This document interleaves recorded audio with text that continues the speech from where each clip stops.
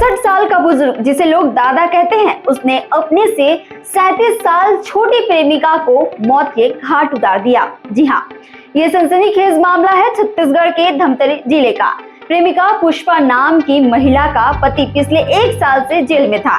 इसी बीच गांव का किसान जगन्नाथ उसके करीब आ गया। दोनों के बीच प्यार का रिश्ता बना, लेकिन जगन्नाथ को शक था कि पुष्पा का किसी और से भी अफेयर है। दरअसल शनिवार शाम पुष्पा अपने बच्चे को गोद में लेकर यात्री प्रतीक्षा स्थल की ओर जा रही थी।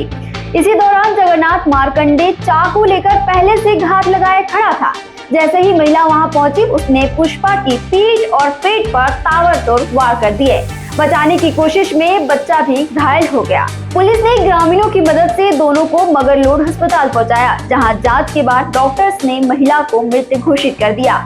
वहीं बच्चे का इलाज जारी है।